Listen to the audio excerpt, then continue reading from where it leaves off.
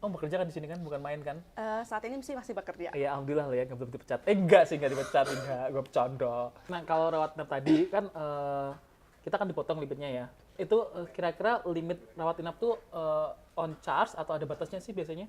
Oh, tergantung. Oh, berarti sebenarnya ini manfaat ini tuh customizable ya? Ya, Bisa benar. Ini dikustomisasi sangat gitu. bisa menyesuaikan sih dengan kebutuhan perusahaan. Tapi cuma kan kalau kita harus ke dokter spesialis, ke klinik, masa itu capek ya kadang-kadang ya, males ya. Nah, ada solusinya nggak? Thank God it's Sunday.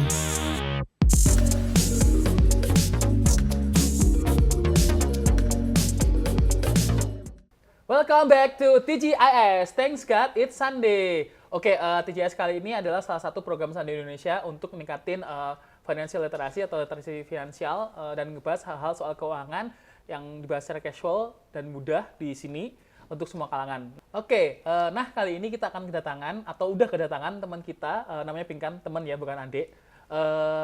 Pinkan adalah CSS atau Corporate Solution Specialist di Sandi yang bekerja. Oh, bekerja kan di sini kan, bukan main kan? Saat ini masih bekerja. Iya, alhamdulillah lah ya, nggak belum dipecat. Enggak sih, nggak dipecat, enggak. Gue bercanda. Oke, Ping, kalau kamu di sini sebenarnya kerjanya ngapain aja sih?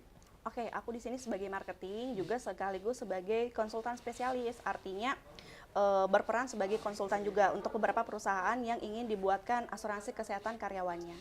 Nah, jadi jenis perlindungan asuransi kesehatan untuk karyawan itu apa aja sih? Oke, untuk manfaat-manfaatnya apa aja ya? Lebih ke seperti itu. Jadi kita ada 4 manfaat. Yang pertama itu yang utama ya, yang wajib harus diikut sertakan, yaitu adalah manfaat rawat inap. Gitu. Lalu yang kedua kita ada namanya manfaat rawat jalan. Nah, lalu kita punya 3 manfaat tambahan, tapi ini opsional ya sifatnya. Itu ada gigi, ada rawat gigi, lalu ada juga manfaat melahirkan, lalu ada juga manfaat kacamata. Tapi itu sifatnya opsional ya, Mas. Nah, bisa nggak jelasin detailnya satu-satu dari manfaat-manfaat tadi itu apa aja? Oke, manfaat dari pertama dari rawat inap ya. Rawat inap itu kan misalnya contohnya nih, Mas Luf ada kondisi khusus masuk rumah sakit nih, amit-amit Mas Luf masuk rumah sakit. Ya, jangan Lalu suruh sakit sih sebenarnya. ya, kalau bisa sih jangan ya Mas ya. Kalau misalnya sakit-sakit sepele gitu sih mending saran aku mending di rumah aja dulu gitu kan. Misalnya beli obat warung lah kalau masih bisa disembuhkan. Tapi kalau misalnya kondisi khusus harus masuk rumah sakit dan dokter menganjurkan untuk rawat inap, mau nggak mau kan harus rawat inap ya. Nah, maka dia akan memotong pada benefit rawat inap gitu. Tapi kondisi khususnya misalnya dokter bilang, oh nggak perlu rawat inap gitu kan, Mas Luf cukup berobat jalan gitu kan. Nah, maka kan dia akan memotong ke limit benefit rawat jalan. Nah, kalau rawat inap tadi kan kita kan dipotong limitnya ya. Itu kira-kira limit rawat inap tuh on charge atau ada batasnya sih biasanya? Oh, tergantung. Kan kita nggak tahu kita perusahaan. berapa lama kita akan dirawat inap, terus tindakan apa aja yang diambil ke kita kalau kita sakit di rumah sakit ya. Nah, itu gimana coveragenya? Nah, tergantung. Makanya beberapa perusahaan kita akan nanya dulu di awal gitu kan. Ini mau dibuatnya seperti apa? Apakah ada batasannya per tahun?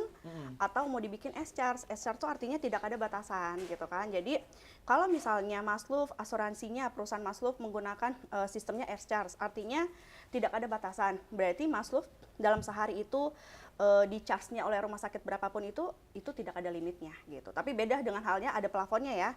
Jadi misalnya Mas Luf per hari itu cuma dibatasin obat-obatannya 700.000. Tapi Mas Luf obat-obatannya di atas itu, misalnya sehari 1 juta, ya berarti 300.000-nya itu ditanggung sendiri oleh Mas Luf. Oh, berarti sebenarnya ini manfaat ini tuh customizable ya? Ya, Bisa benar. Ini dikustomisasi sangat gitu. bisa menyesuaikan sih dengan kebutuhan perusahaan. Faktor-faktor apa aja sih yang menentukan gimana perusahaan tuh menentukan mana benefit yang dipakai untuk asuransi kesehatan karyawannya? Oke, biasanya kan dilihat dari kebutuhan perusahaannya pertama, kedua dari budgetnya pasti gitu kan. Nah, budgetnya karena kan untuk S-charge itu sendiri berbeda budgetnya dengan yang dilimitin. S-charge itu biasanya lebih mahal, tapi kan karena dia tidak terbatas ya, gitu.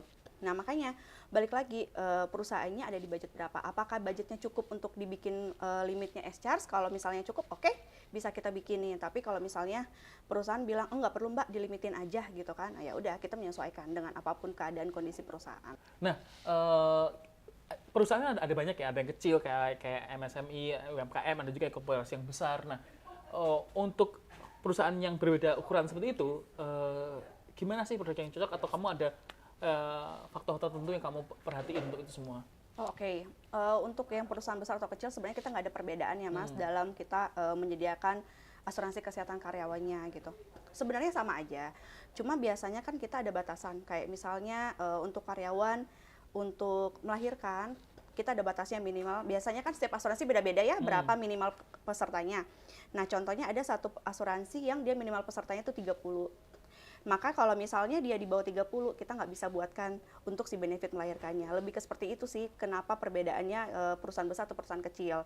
Kalau dia misalnya karyawannya di atas 50 kan artinya kan hampir semua asuransi bisa menghitungkan kan. Tapi kalau misalnya perusahaan kecil, ya kita lihat lagi gitu kan. Apakah beberapa asuransi soalnya banyak yang nggak bisa hitungin di bawah under 50 peserta. Nah, ada solusi nggak tentang hal itu? Nah, biasanya kita kasih produk paket, itu sih. Yang kayak gimana itu? Itu namanya SME. Nah, itu ya produk paket itu bisa untuk di bawah 30 peserta. Nah, kalau untuk yang perusahaan SME ya, itu ada nggak solusi produknya itu? Oke, ada beberapa asuransi yang menyediakan gitu kan. Kita kan kerjasama juga dengan broker gitu. Nah, broker itu kan dia bekerja sama dengan beberapa asuransi. Nah, beberapa asuransi itu pasti mempunyai paket-paket SME Mas gitu. Jadi mereka bisa bantu untuk hitungin paketnya berapa. Tapi bedanya sama paket yang non SME apa? Kalau SME itu kan sudah baku ya, artinya udah ada gitu, nggak bisa kita rubah-rubah. Apanya yang baku kalimat? Enggak, maksudnya untuk plan benefitnya itu baku gitu, jadi nggak bisa kita customize, beda banget lah. Oke. Nah, kalau tadi kan manfaat rawat inap ya. Nah, kalau untuk rawat jalan tuh apa aja sih coveragenya? Oke, nah untuk rawat jalan itu kan Mas Luf bisa untuk ke dokter spesialis maupun ke dokter umum. Nah, jadi beberapa kondisi yang tidak perlu mengharuskan untuk rawat inap, Mas Luf bisa menggunakan benefit rawat jalan gitu. Atau misalnya mau cek lab nih gitu kan, nah itu bisa menggunakan benefit rawat jalan. Iya, tapi cuma kan kalau kita harus ke dokter spesialis, ke klinik masa itu capek ya, kadang-kadang ya males ya. Nah, ada solusinya nggak? Ada. Nah, kita kan kerjasama dengan yang namanya telemedicine. Nah, itu misalnya kita kan punya aplikasi ya Mas ya, namanya Jolly ya. Nah, di aplikasi Jolly itu kita bisa terhubung dengan namanya aplikasi namanya Good Doctor. Nah, di situ Mas Luf bisa konsultasi dengan dokter tanpa harus ke rumah sakit. Nanti teman-teman di rumah bisa cek ya aplikasinya gitu, bisa dicoba. Nah, di situ bisa kita konsultasi dengan dokter. Nah, dokternya pun itu dokternya real ya. Gitu, itu bukan robot gitu. Nah, menurut kamu seberapa penting sih peran insurance atau employee benefit ini untuk perusahaan? Kan mereka udah punya BPJS sebenarnya. Ya, penting banget sih Mas ya, karena siapa sih yang nggak mau gitu kan, kita karyawan dapat asuransi kesehatan karyawan Ya, saya nggak tahu tambahan siapa yang gitu nggak kan. mau sih. Oke. Nah, terus itu juga menguntungkan untuk perusahaan loh Mas, karena itu bisa menarik talent baru, terus juga mempertahankan talent yang ada, terus juga meningkatkan produktivitas untuk karyawan-karyawan kerja. Jadi karena gini, kalau misalnya ada asuransi kesehatan karyawan, artinya untuk kesehatan kondisinya kan lebih terjamin ya Mas ya gitu. Jadi kalau misalnya dia jarang sakit juga otomatis produktivitasnya lebih tinggi dong. Iya, ya benar kan? sih. Benar. Nah, kalau misalnya kan kamu ketemu sama perusahaan baru nih, sama calon klien atau prospek klien, apa sih yang kamu sarankan ke mereka untuk dalam hal menyusun employee benefit di insurance ini?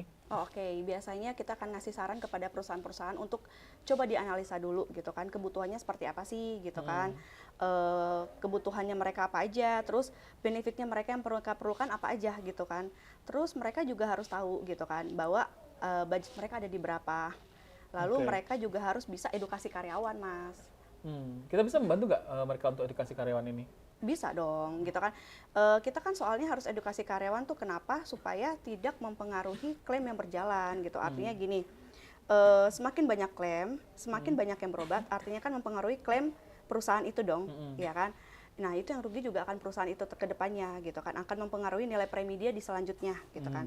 Nah, tapi perusahaan bisa mengedukasi gitu bahwa kalau misalnya nih untuk kayak kita sakit cuma panas gitu doang, batuk gitu kan, biasanya kan kita sebelum ada asuransi kita paling ke warung beli obat gitu kan, tapi semenjak ada asuransi kita langsung ke dokter gitu kan. Nah, itu kita bisa bilang ke perusahaan bahwa hal-hal kayak gitu cuma nggak perlu gitu ke dokter. Nah, tapi juga karyawan bisa dikasih reward gitu biar mereka semangat Mas.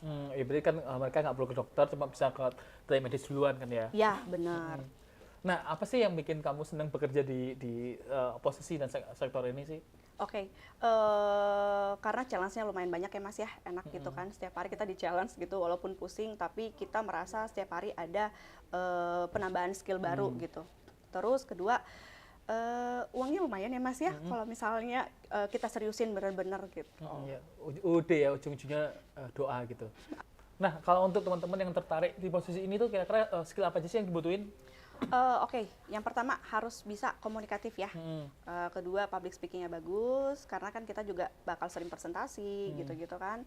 Lalu yang ketiga adalah bisa menjalin relasi bisnis dengan beberapa perusahaan. Oke, oke. Selain itu kemampuan analisa kayak itu butuh nggak? Butuh dong, kita harus bisa menganalisa market yang sedang berjalan saat ini gitu. Thank God it's Sunday.